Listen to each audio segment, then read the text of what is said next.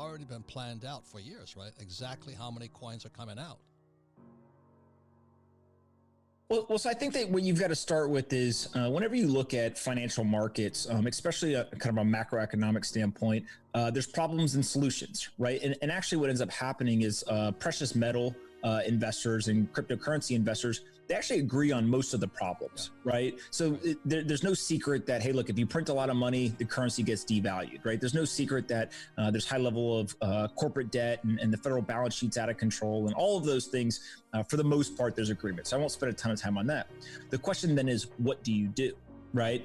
And I think that where there's agreement on the solutions is this idea of sound money principles. Right.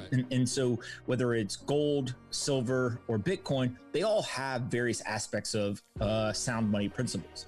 The big question just becomes, gold has, let's say, 5,000 years of a track record. Bitcoin has 11 years. So of course, there's going to be a hesitancy when it comes to something like Bitcoin. My kind of pitch to people is, look, the one thing that has an advantage, I think, from Bitcoin, or the most important advantage, is there's full transparency and the verifiability of Bitcoin. So you know exactly how much exists, exactly how much is being produced every day, and kind of the supply side of the supply and demand equation is known with 100% certainty.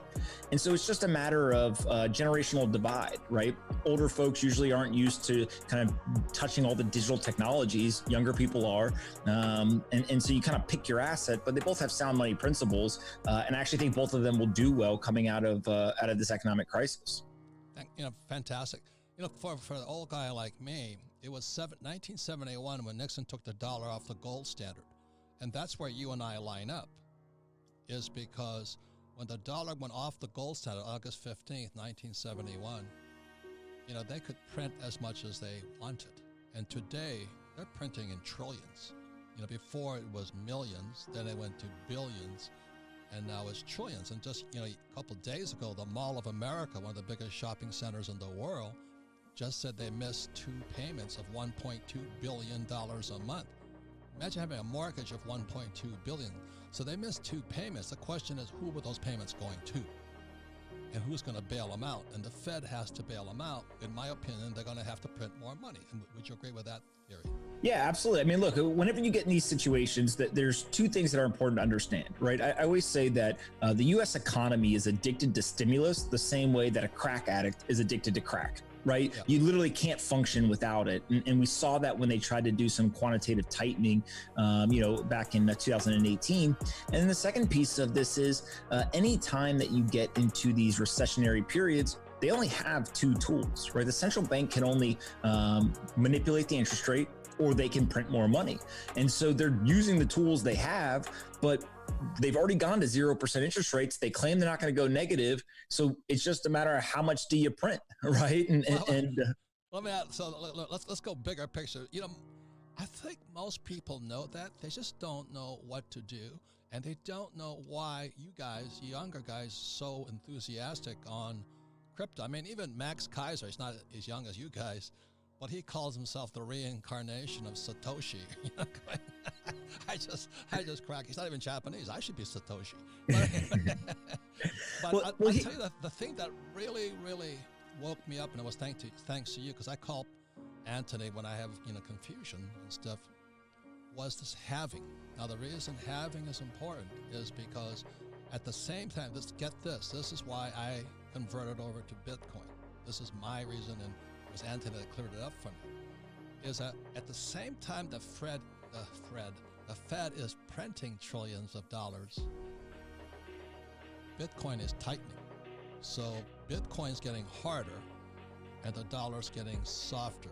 Would you go into more detail on that distinction? Yeah, so if you take quantitative easing, right, that is literally the Fed printing money and flooding the market with more dollars, right? It creates a higher degree or a higher number of circulating supply of dollars. So that's quantitative easing.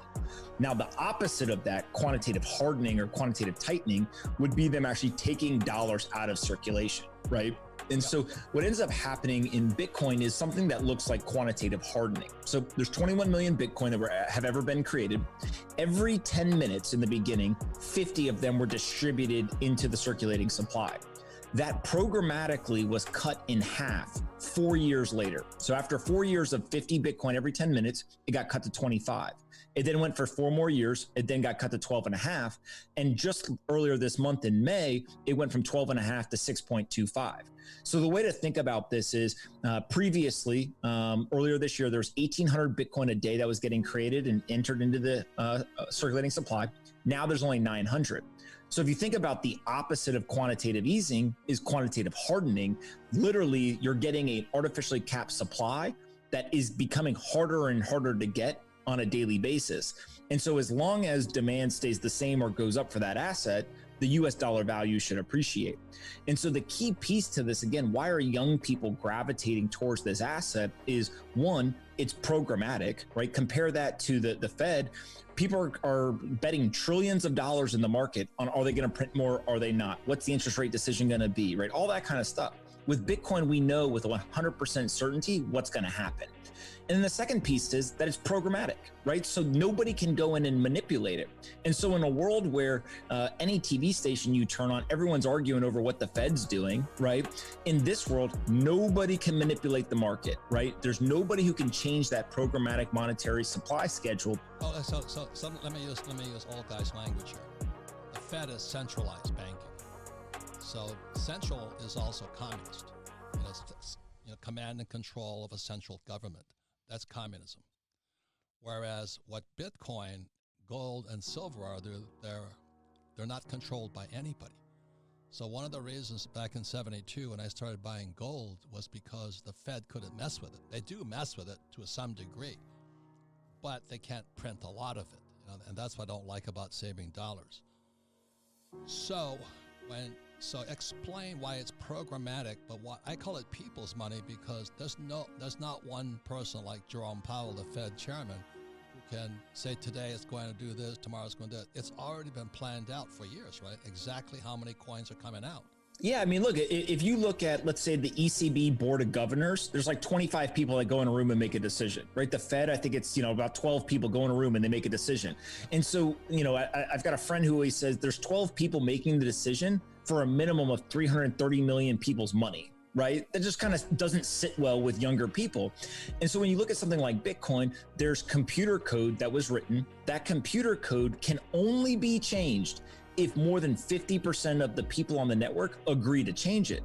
Now, as you know, when you have millions of people who are all trying to coordinate something, nothing gets done, right? And so that code's never going to get changed. It's going to stay how it is. And if there was a change, everyone would see it happen. So you not only get completely decentralized. Completely decentralized. The old guy system is centralized, and a bunch of old guys control who gets the cash, right? Yeah, and a way to look at it is the US dollar is a sovereign currency. It's backed by a nation, and every nation has their own currency, and they're all manipulating them, right? We're seeing everything across the world. Everyone's manipulating their currencies. Bitcoin is the separation of state and money. It's the first time we've seen a currency, right, outside of something like gold, right, where now all of a sudden, no single country can manipulate the monetary policy. And so what I think is going to happen over time is every currency will be digital. There'll be a digital dollar, digital euro, digital yen, won, etc.